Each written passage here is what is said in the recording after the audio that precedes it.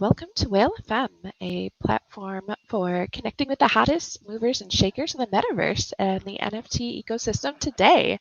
I am Rude Moose, here with Lady Warboss and some special guests to discuss their unique views on marketing and branding in Web3 and the NFT or non-fungible token scene. So I'm absolutely honored to have the opportunity to introduce our special guest for this Whale FM episode, the amazingly talented Lee Steffen, who's an award-winning creative director and photographer, and one of the founding forces behind the Iconic World NFT project. Additionally, we have Jason Dukes, who's the co-founder of The Decent Co. and strategist for life-giving NFT and Metaverse engagement. He's an absolute gem in the space. And thank you both so much for your time today and welcome to the show. How are you doing? Thank you. It's great to be here. Thanks so much, Candy. Great to be here, big time. So good to have you.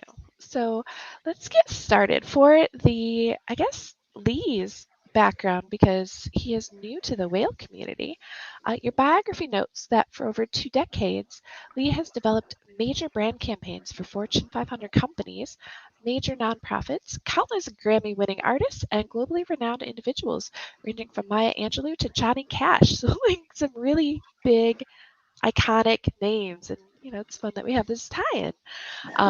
The campaigns you've directed have garnered hundreds of millions of impressions and been seen in over 130 countries. So how did that journey begin? Like, was there an initial point of inspiration or this aha moment, that marketing and branding were, kind of your jam? Yeah, I think there are a couple major moments. So I've always been immensely curious. I grew up kind of in wide open country in central Illinois, which kind of forces you to be creative and create your own fun in a sense.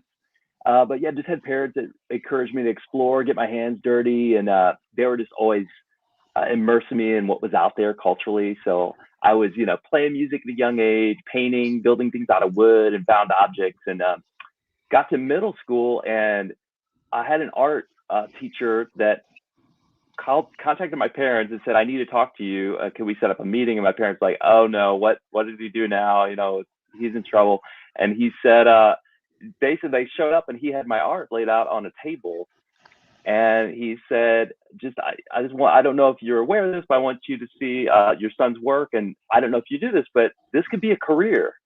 And that was a really pivotal moment for me, in the sense of, like, my parents, thank God for that teacher, right? But also just my parents shifting their paradigm on like a traditional career. And so then I started thinking, what could I do? And it wasn't until I got to college that I found out that there actually is a career called industrial design, where you could make things and create products. And so I found out literally a couple of weeks before school, switched my major. They only accepted 30 people. And so it was like this headache to try to get in, but I somehow made it. And I'll never forget the first day of class, my professor walks in and he gave us all an uncooked spaghetti noodle. And he said, "You only have one job this week. Mail this back to me as cheaply as possible, but the noodle must be unbroken." And that like blew my mind, because it wasn't just about creating things. It was about this whole new way of thinking, right? And not solving solutions to challenging problems. And so that to me, it became this dream. Like there's this quote I love. You mentioned Maya Angelou. She talks a lot about creativity is like electricity. It's a mystery. You can plug it in, light up a cathedral or an operating room, and you could save a life, or you can use it to electrocute someone. So you can use it for good, or you can use it destructively. But the important thing is that you use it, because you can't use it enough of it up. The more you use it, the more you have. And that was like this pivotal, like, wow, I had my own space, was just working like crazy. Just felt like a dream. I'm just doing this thing I love. And so that led to me pursuing a business degree, because I realized, wow, there's some strategy involved here. And I got to Nashville. I don't want to ramble on too much, but there's a point to this second big moment in my life. But got hired at a music magazine, and ironically, I'd never designed an editorial page in my life, but they took a gamble on me. And so it was, again, this thing of like learning as much as I could very quickly. And but I was working like 90 to 100-hour weeks, and I became a workaholic, and I didn't have boundaries. And I had this my existence kind of wrapped up in what I did or title behind my name. I put all my energy into working hard and being successful, but I didn't really have a clear sense of purpose. I was just working all the time, and I ended up just left me burnout and paralyzed. And so this moment after lots of pain and discovery was that my work isn't my worth. And there's one thing, no matter who you are, there's one thing that connects us all. We all want our lives to matter more than fame or wealth or comfort or power. Our souls are all hungry for meaning. We only have 30,000 days of life. And it's like, I like to think of it like a book with 30,000 pages. Every day we turn a page, we fill it with something that's completely unique. And that book that you carry around, that story that you have, there's never been a story like that in the history of the world. That's your story. And it's one of the greatest gifts you've ever been given. But so many of us neglect it, and we live the story that other people expect of us, or we hand that book to somebody and we say, what page should, can you fill this page in for me? And rather than understanding that this thing is the only thing that you'll ever have sole custody over. And so it's this whole idea about embracing your story. And that to me has been like probably the last few decades is understanding first who I am, that my work isn't tied directly to what I do, but it's more about understanding the story that you're living, not to resent it and not to imagine yourself elsewhere, but to embrace who you are and what you do. That is such, I think, a powerful description of how to look at life. Having this book with 30,000 pages like that, I guess reframes everything and gives you a different outlook for sure on what it is you're doing with each of those days or those pages. Wow. So that's amazing. And I think that having these iconic inspirations, we've got Maya here, and we've got the Johnny Cash Museum, like a lot of these folks that had really gone and taken hold of their own path and kind of helped carve the way not just for themselves but for others. That looking at your work is really impactful here. Even the photographs, seeing how it is that you're capturing people, and these, I think each of these individuals, like, this probably isn't how they see themselves, but giving the power to be able to see people for their potential and what they are, that's a really cool thing. I think that's what I love about photography the most is you may only have 30 seconds, you may have a few hours, whether it's a Grammy winning individual or an orphan in Haiti. The goal is to take a portrait of someone that captures their dignity. And it's all about going back to story. Like once you understand your story, it's like trying to pull that out of someone else. That's why I actually love to remove the noise, remove the background, and try to just capture someone in their truest essence, their truest form, because really what we're all after is truth and authenticity, right? That is super amazing. And so, I guess the next question is, look at this. You've talked about, the idea of the book and the pages and using that as kind of an inspiration. But how has the inspiration, because you've created a lot of different work. You've got the photography, you've got the fine art. Now you're moving into the NFT space. How have these inspirations perhaps shifted over time? Is there, aside from the stories you've shared, anything that you've really pulled into your work and is driving you in a new direction? That's a great question. I think I've always been really inspired by artists who are drawn to truth. I know you'll probably hear me mention truth a lot, but really people that have found their voice from years of discovery and experimentation and failure, and maybe because I love to do a lot of things, art's kind of like a language. It's like, so this whole idea of, I know that I'm not aware of this other, if you go to Russia, you can't speak Russian. It's harder to connect with someone if you don't know where the bathroom is or where this great restaurant is. So the whole idea is to be multilingual so that you could speak the language of that connects deeply with people. And so I think maybe for me, that's why I've always been drawn to these kind of misfits or rebels, these people that do a lot, the square pegs and the round holes, that maybe learn multiple disciplines just out of necessity. And some of them are non-traditional. Like there's a guy named Andy Goldsworthy. He goes out in nature.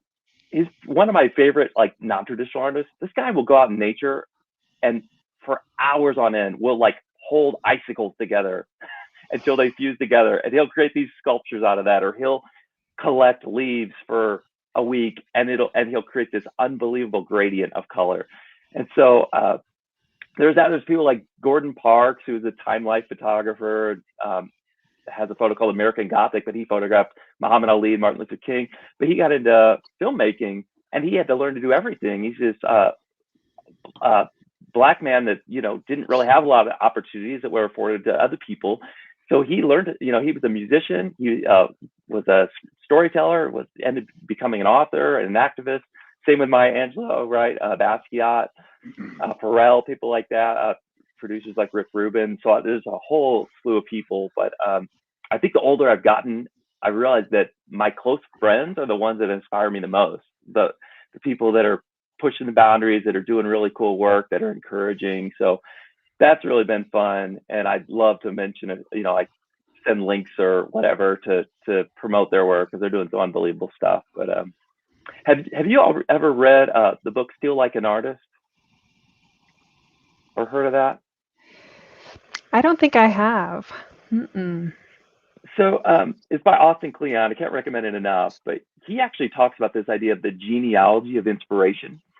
So, you can't choose your parents or uncles or aunts or grandparents or first cousins, but you can pick your artistic genealogy.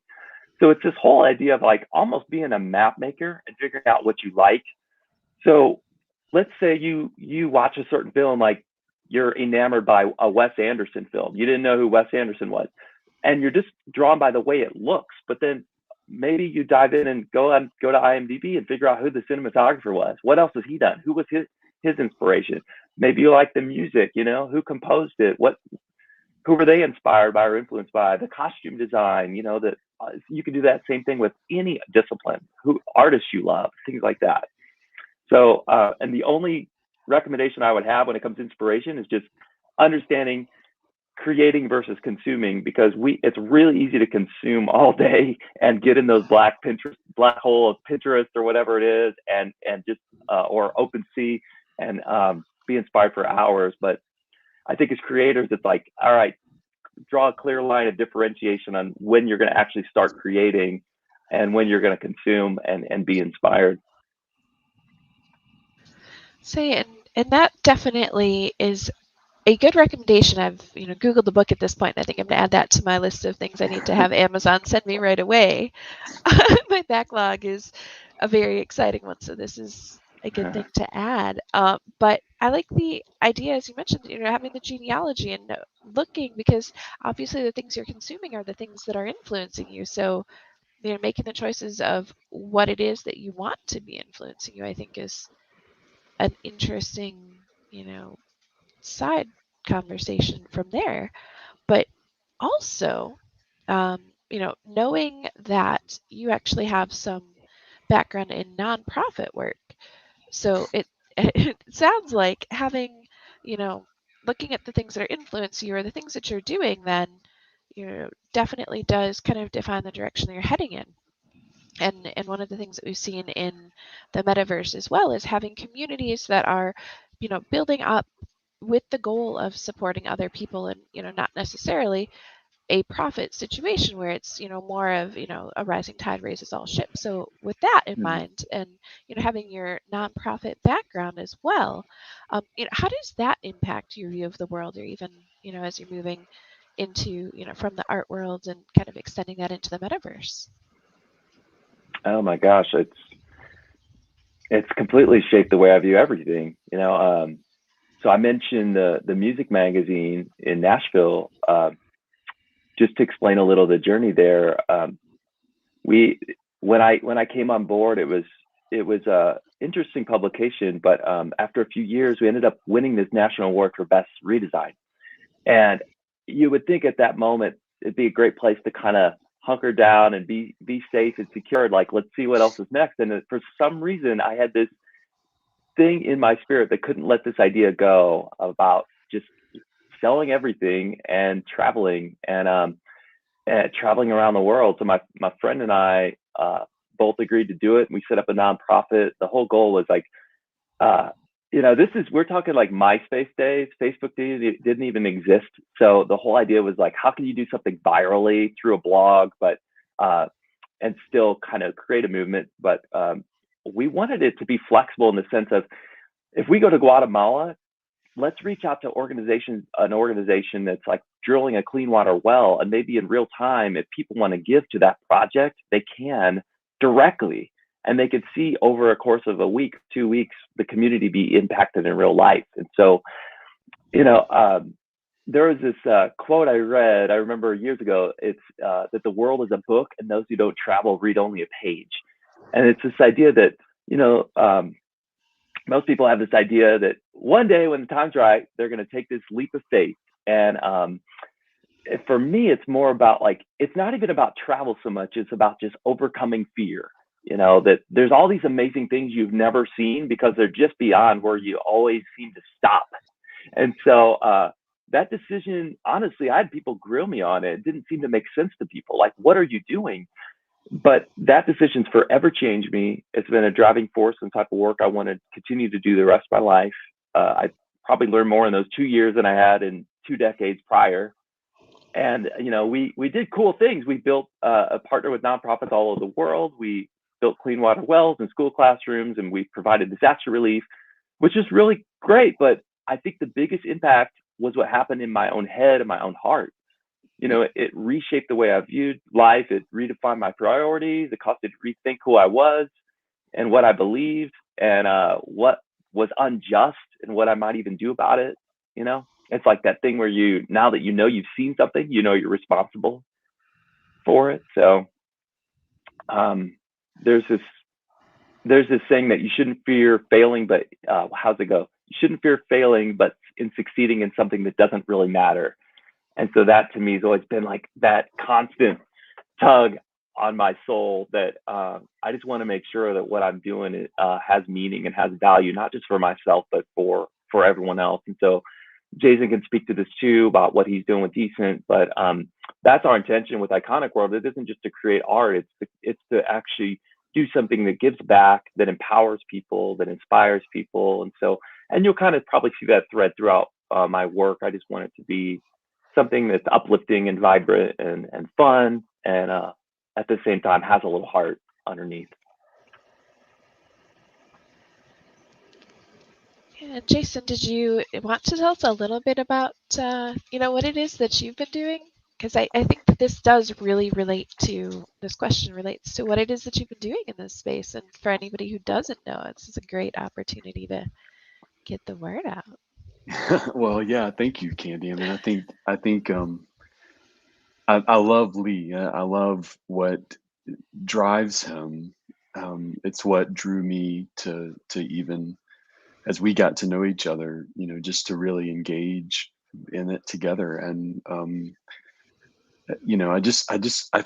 I think we all like the tagline for Iconic World is, honoring the best among us to inspire the best in each of us. And I mean, that a life-giving life is a life that brings life to someone else, right? I think abundant life, or life to the full, you can turn it inward and you can make it all about yourself, but really it's when life spills over to others that we really experience life to the full. And how can you be life-giving? And so I love creativity and analytics and data and all of the economic elements behind what's happening with DeFi.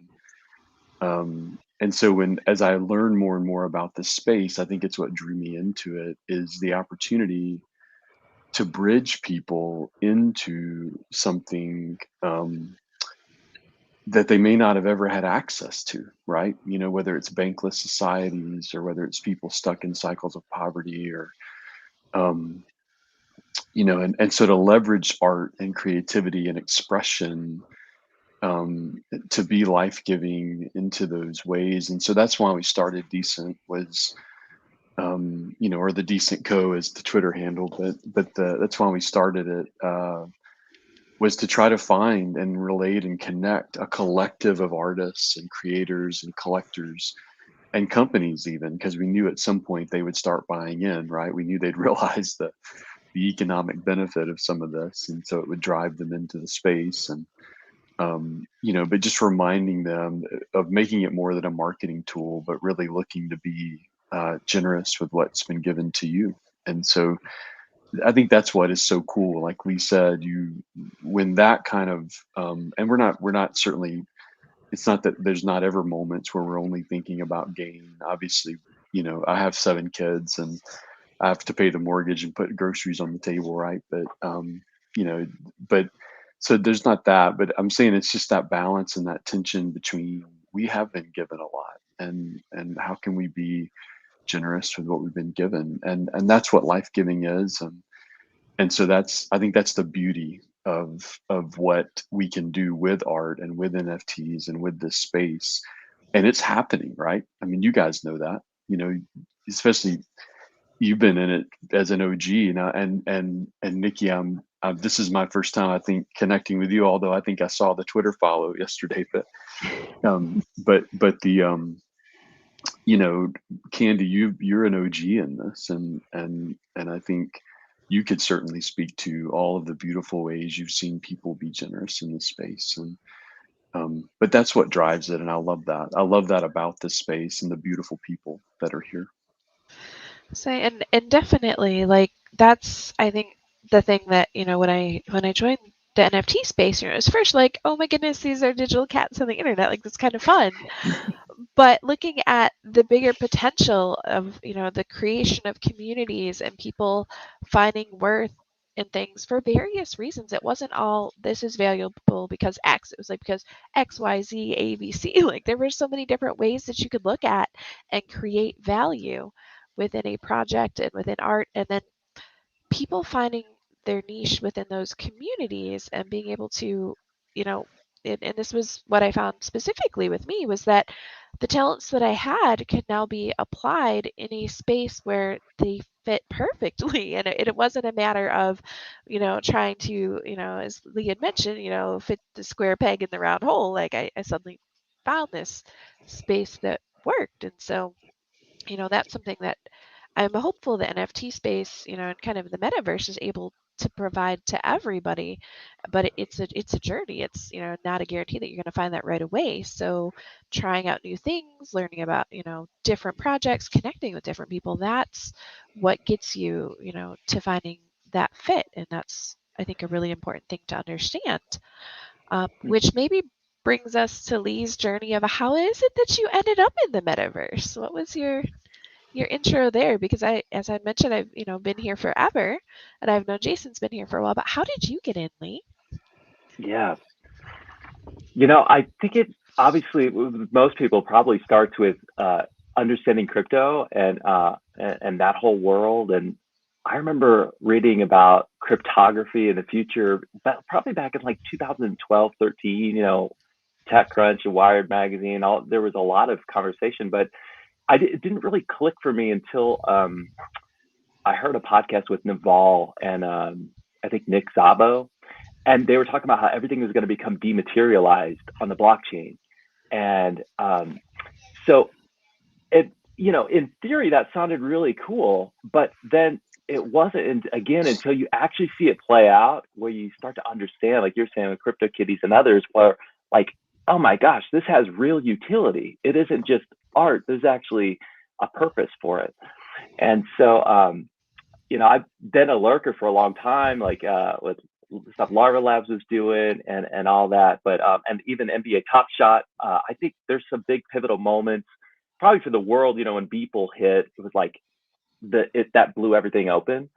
And I think that was right around the CryptoKitties NBA Top Shot time is when I started like doing a deep dive, trying to understand it, right? And so I put my marketing branding hat on, and it's funny because I see it through a different lens probably than most. Like, I try to deconstruct, like, how is this project successful? How is this one not? Why is this art, like, what differentiates this from this? And I kind of liken it almost to this massive food court. You know, it's a picture this food court with every type of food you can imagine. There's pizza, there's street tacos, there's hot dogs, there's crepes, there's burgers, and so there's a cupcake place. You know, over here. They're buying box mix from Costco. You know, and then they're just marketing it up. All they care about is their margins. They're not so much. They don't care about the product. People like it. It looks colorful. It's good enough. But did you hear about the Mediterranean place over there? That woman, she grew up in the Mediterranean, and all the recipes she's using were passed down from her grandmother. And she sources the best ingredients and uses a local farm, and she cares about the product and puts love into it. You know, obviously, when you're in the food court, you see all this stuff, just like when you go to Open Sea, and you may not know that not everything is the same. And so I think that's part of it is understanding that there are creators that are putting immense amount of energy and time and love into what they're creating, and they're not just about like how I would say the initial perception is, oh, it's just a money making thing, right? It's not about that at all. It's about understanding understanding that, and also I have to say this too, because I think there's a misunderstanding of art in general. Just conversations I've had with people who say, I don't understand art. You know, I go to a museum, and how long am I supposed to stand in front of a piece of art before it's acceptable to like move away? And it's like you're missing the whole point. The point of art is, does it spark joy in you? And so when you talk about like going to a museum, and stopping in front of something that connects with you, it's the same thing with the metaverse. Like and that whole NFT world, it's like people collect because it brings them joy. It sparks joy in their life to own something or to be a part of a community, right? I think that's I love that, because that's one of the things that I think the whole time I've been here, I've been pointing out, like, do the thing or buy the thing solely because you like it, not, focused on the profit margins, especially because at this point, with the crypto market as it is, like, things have gone down, the value of the tokens have gone down, thus, the price of NFTs have gone down. If you only bought because of the dollar signs, like, it's going to feel bad.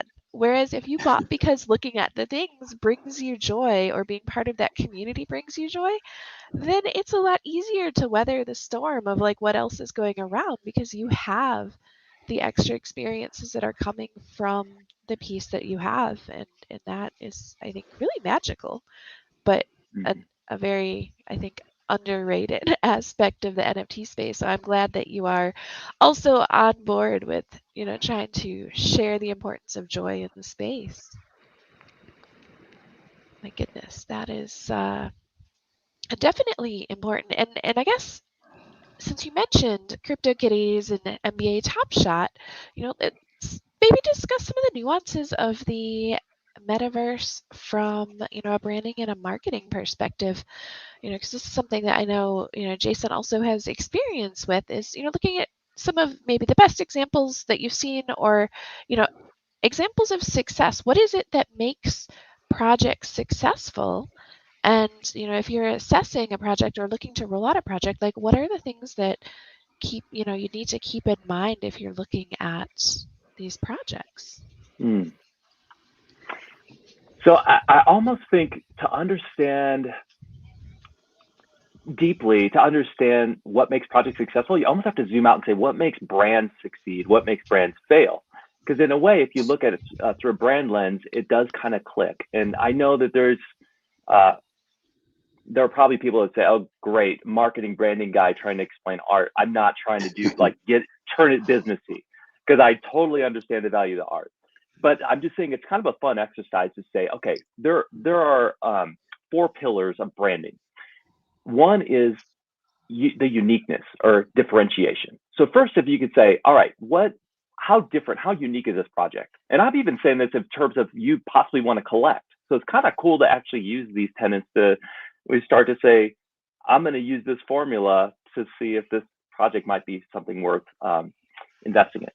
So, obviously there's lots of things that lots of companies out there that have a different point of view that are unique and authentic. The second is the relevance.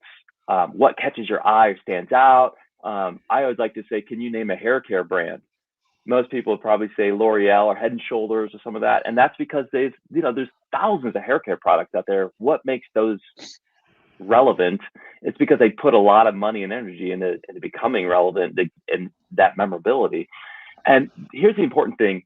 Something can be relevant without being differentiated, without being unique. It's like if you're on the highway and you need gas and you just need to exit, all that matters is that you get gas. It doesn't matter what brand of gas station you're stopping at, right? If it's Shell or Exxon or whatever. And so the third is kind of gets a little more interesting. That's where it gets into likability, or what they call esteem. So how regarded is a brand? And that's like how they fulfill their implied or stated promise. So it could be something as simple as going to get coffee and the coffee is hideous and you had,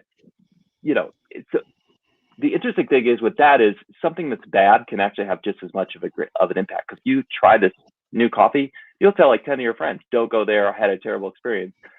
So second degree, your friend would hear about that coffee shop and not go just because they trust you. And so they're like, the likability index goes down for that company. And so then you combine all three of those. And then the last one is knowledge. What's the knowledge people have of a product?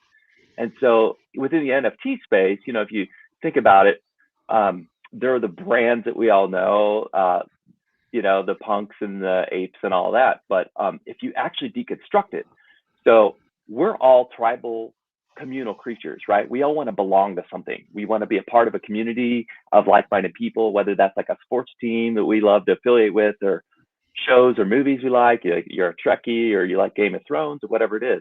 So advertisers know this. And that's why the label on people's clothes, the shoes they're wearing, the car they drive, like it matters to people. It creates a badge, right, of honor for a lot of people.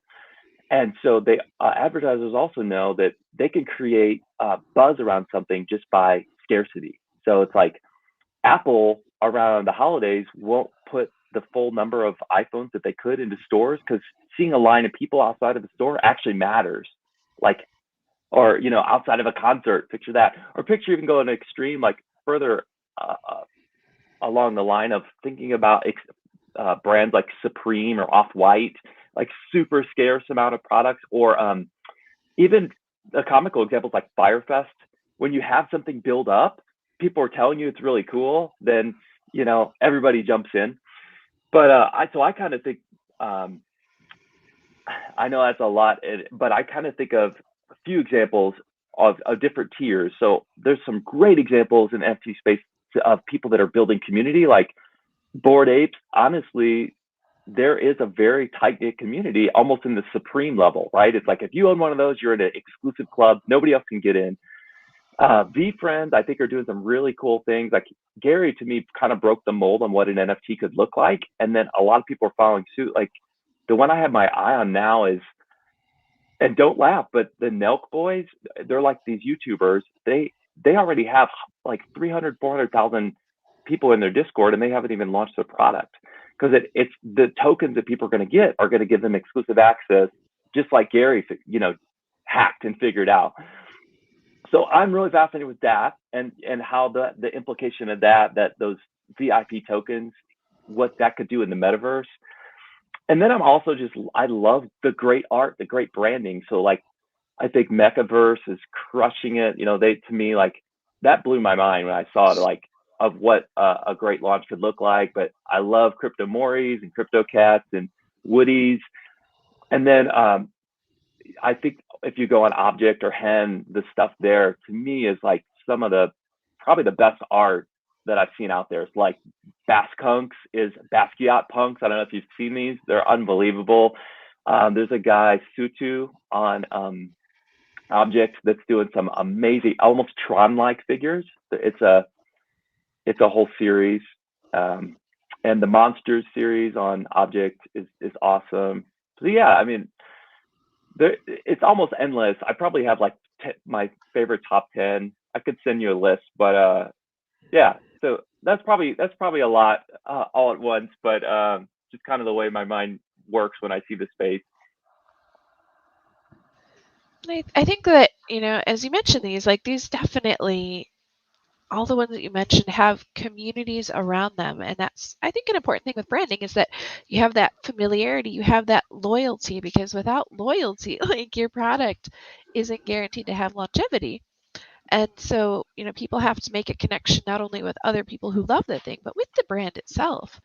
And Bored Apes has actually, I think, done a really interesting job of that, because not only are you connecting with the community and with the apes, but people are creating their own brands with their individual apes. So we've seen Swicky using her ape Kiki, and she's got her, like, done in murals now, and she's got all sorts of branding going on with that. We have Jenkins the ape who's doing, his whole, writing project. And, like, there are a lot of, sub brands that are being built out of these projects that are something that, even 2 years ago, like, I'm sure that a lot of the people in this space, like, would not have even considered that these are opportunities available to them.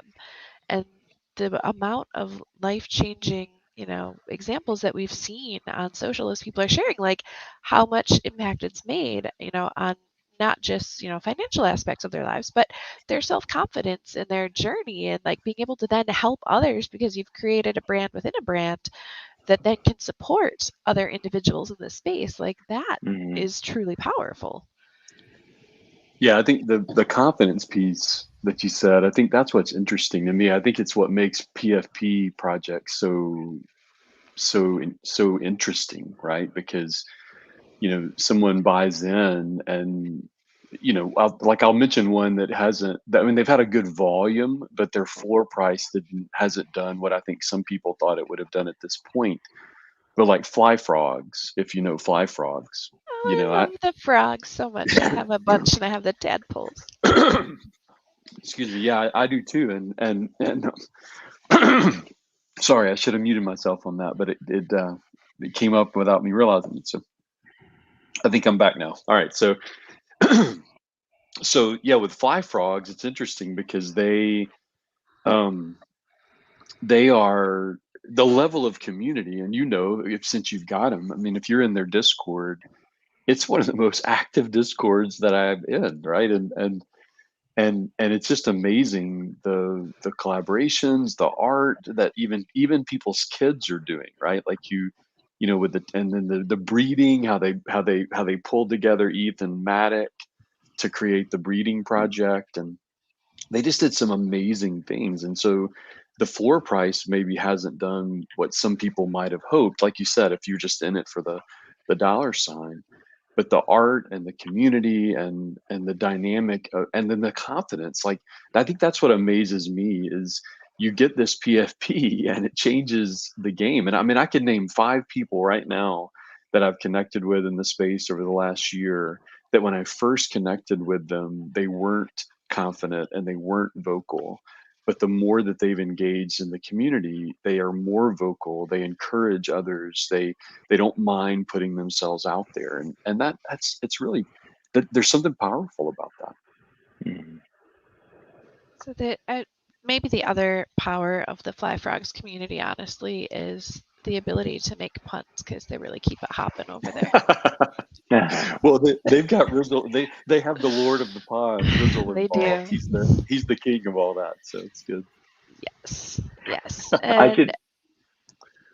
I'd be embarrassed as well not to mention our friend Jeremy Cowart, who is absolutely creating, and I'm not exaggerating when I say this, he's creating some of the most groundbreaking technological work I've ever seen, and artistic. So he created this process where he made the lithographs. Exactly. And so that's going to be this whole series. I don't know how much I could share, but he's working on a generative series that he's going to launch soon, but also just the lithographs. It's an entire process he patented, where he basically his strobes all fire at once, but in different sequences. So he'll have this unbelievably complex setup with projectors and all that. And then he stitches it together in a video style.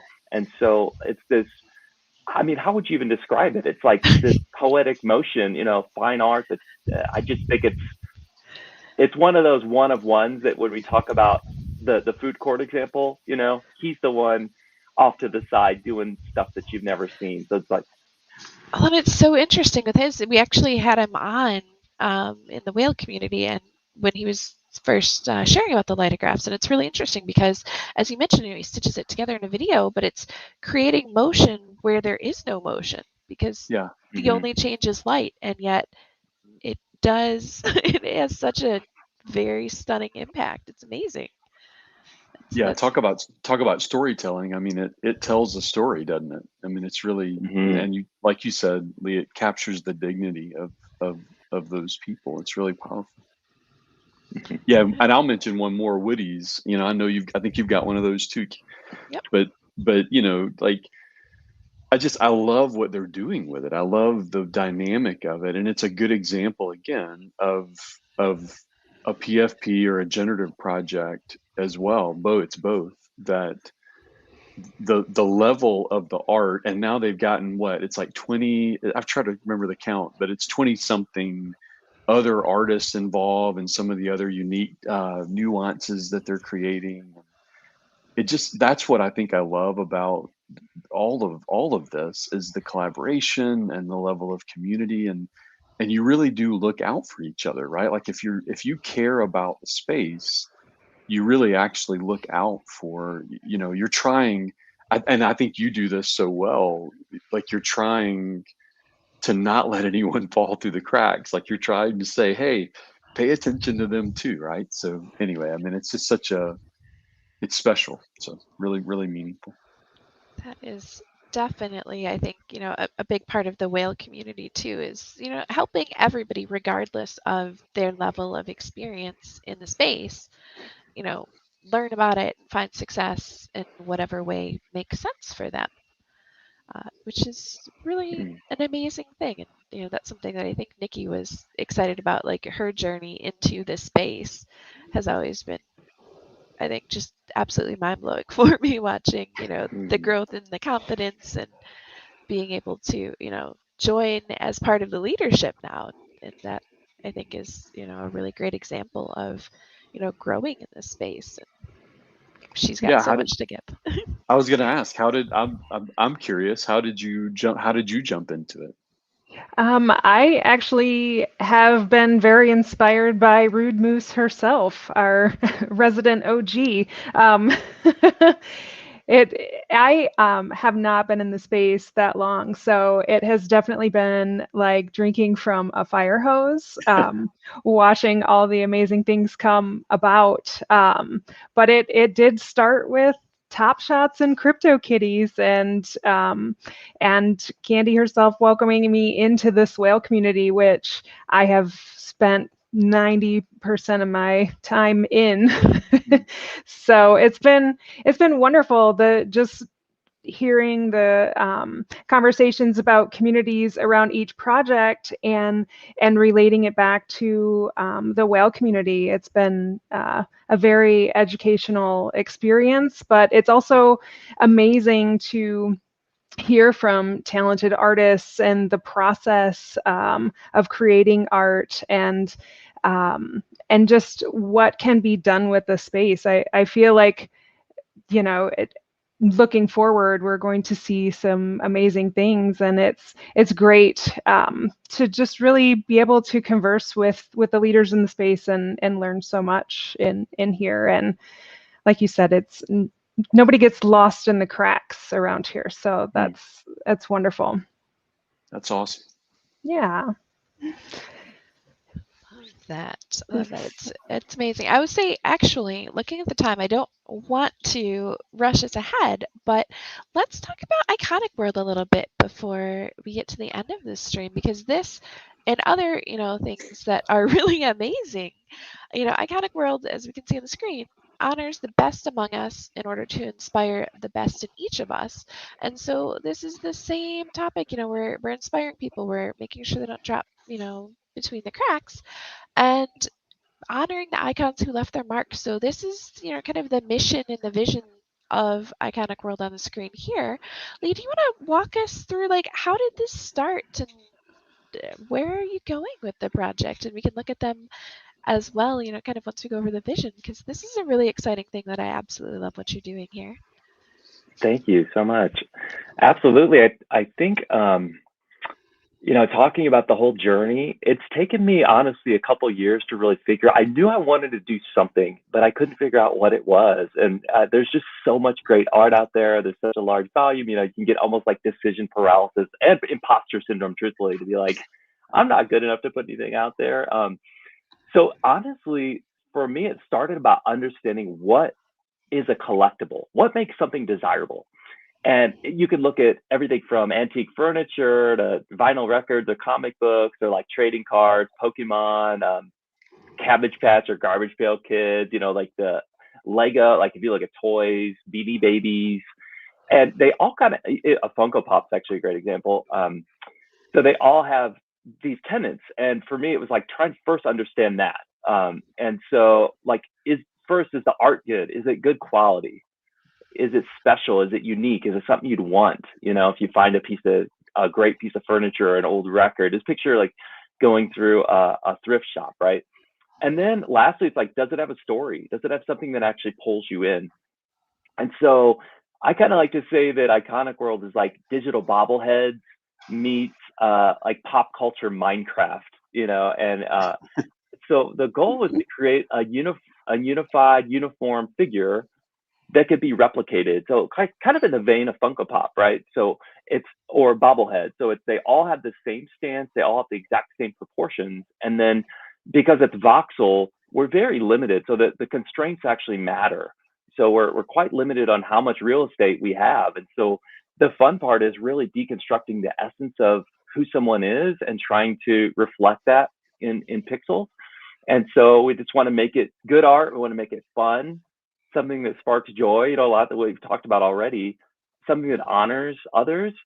And we want to build a product that has a great community, has a great ecosystem. Like we have a really bold vision for where we want to take it. We're kind of working on a generative series now where, we start with these really recognizable icons, but then eventually it's going to branch out into thousands of characters and different little accessories you could have. And so, and in the similar vein to Bored Apes, we really want to empower owners where they can become brand advocates and have the IP to their characters. And also, I think one of the biggest pieces for us is giving back. So like we want to empower our future generation, and I know that's a big piece of it. So we firmly believe in kind of taking a portion of the proceeds and putting it back into impoverished communities around the world and helping to literally take children off the streets that are rescued from trafficking or orphaned, and give them an education, food and water, and housing as well. That's definitely, good to understand the foundations of a project, because one of the things that, when you're looking at a project, as we've discussed so far, is finding the joy and finding whether or not your direction is aligning with the direction of the project, whether, it's at the core level. So the fact that you have the goal of giving back and making real impact in the real world, kind of, it's fun because people bring themselves to the metaverse, but now you're bringing the metaverse to the real world and making that reverse impact, which is really important. And we actually had a question in the chat, which I think is related in a sense here. They were asking, as creators, what do you look for when minting on a chain or a platform? And how do you align your values with, how it is you're releasing your project? That'd be a great one for Jason. Well, interesting in the sense of what do you look for when minting on the chain or the platform? I think, OpenSea we went to because we felt like it gave us a chance to engage. Sorry, I feel like I'm constantly being radiated here with the sunshine, if you're seeing that.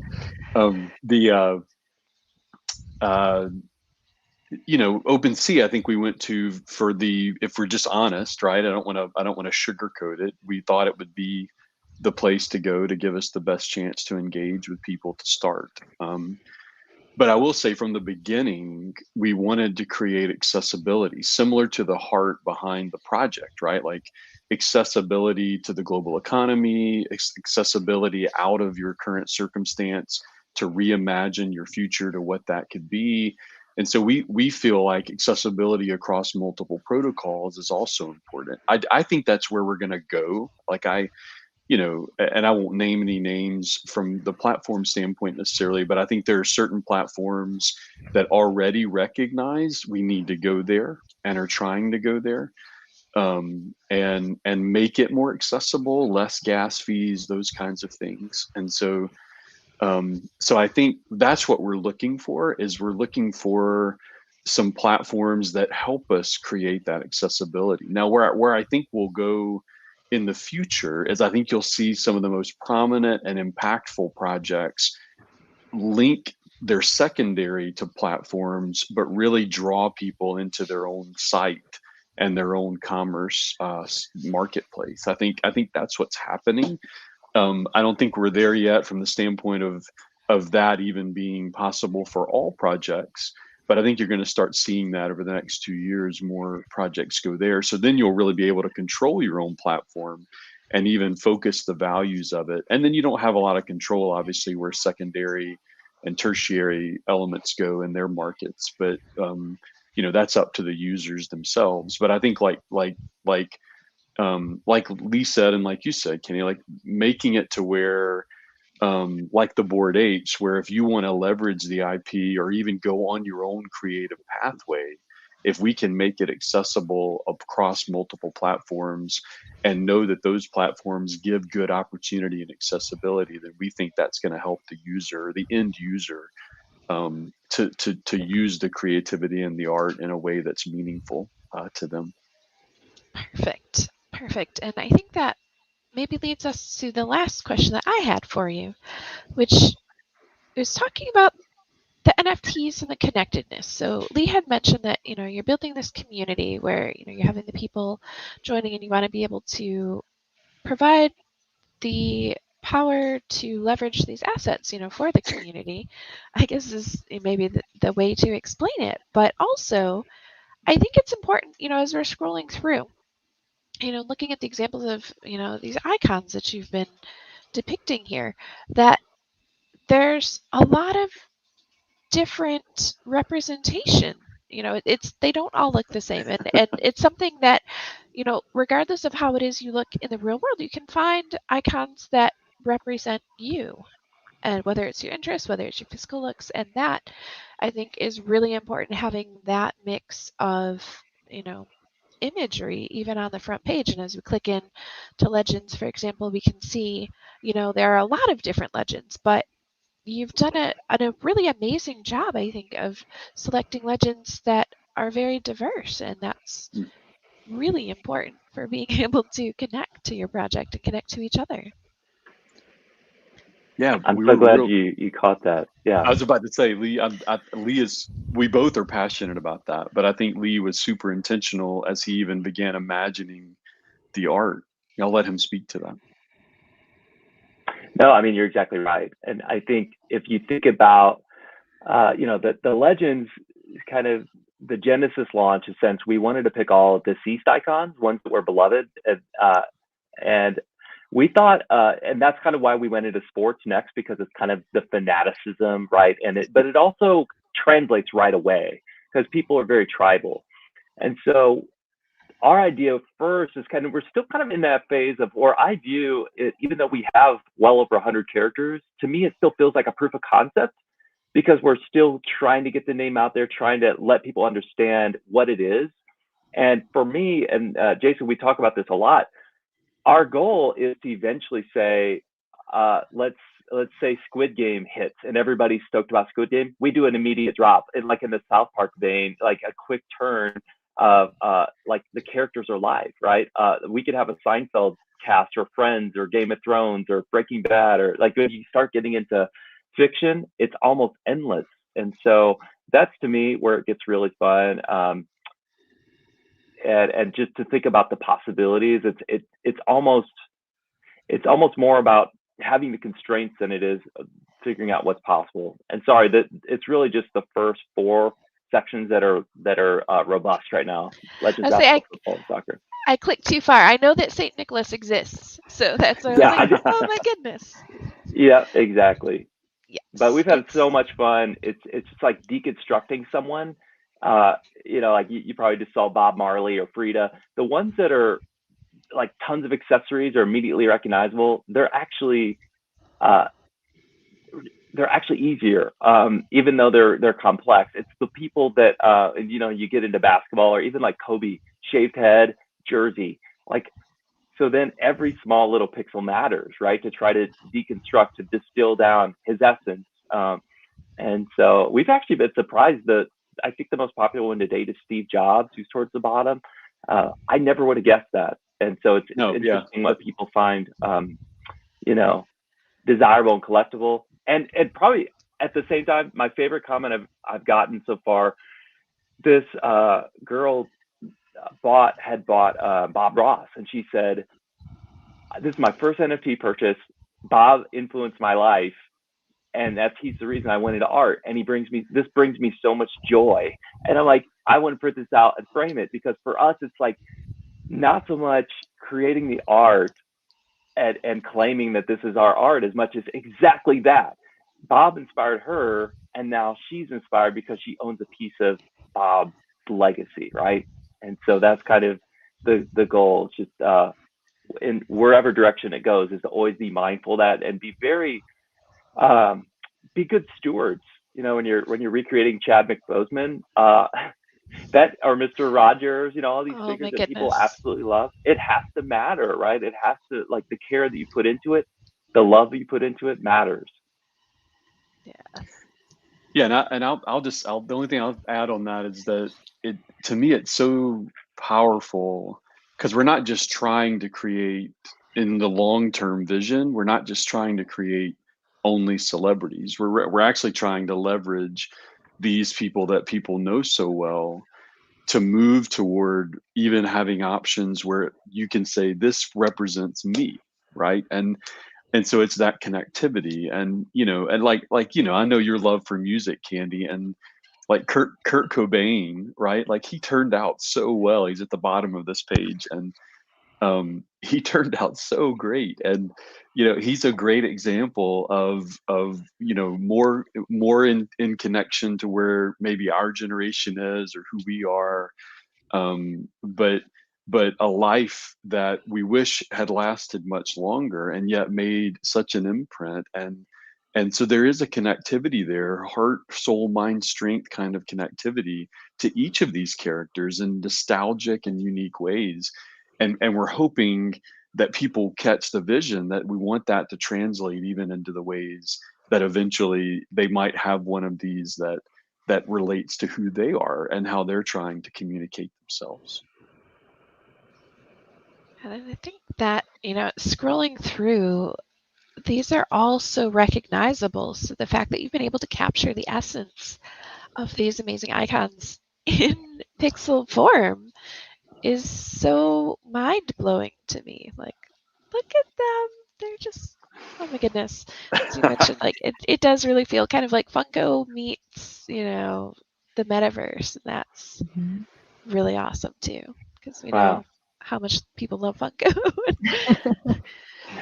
Thank you. This is so good. So I would say, I know that we've, hit our time, and I don't want to hold you guys hostage all day. So I will start wrapping up here. But is there anything that we haven't discussed that you think is important for our audience to know before we close out the stream for the day? I know we've been through a lot, but if there's any last minute. I can't think of anything. I mean, I'd personally love to hear more from you in the future as well. I know you're probably sitting back. It's such a novice still, and it's still learning so much every day. So just really admire not only the work you've done, but just the community that you've built. And just so honored to be a part today. So thank you, and thank you for the kind words. Yeah. Absolutely. We will definitely stay connected and make sure that as you continue to build, we will follow along. And, anytime you have questions, definitely reach out, because, myself and the whale community are always happy to provide input and help and cheer you on as you go. That's, I think, the biggest thing in this space is making sure that you have the people to support you and your vision. And so we have that. with that, it's been really an honor to have both of you here today joining Lady Warboss and myself on Whale FM. And we will be keeping tabs on what it is, you're building in the future as Iconic World grows and evolves, and anything else that you happen to roll out. For the fans that are listening in, we've posted the Iconic World links into the chat, so make sure you're checking out the links and following Jason and Lee on socials as well, so that we can keep track of everything they're doing. And with that, we will close out for the day. Thank you so much for joining. Yeah, Thank you, so Candy, much. Nikki. It's been a pleasure. Nikki, thank you. Thank you.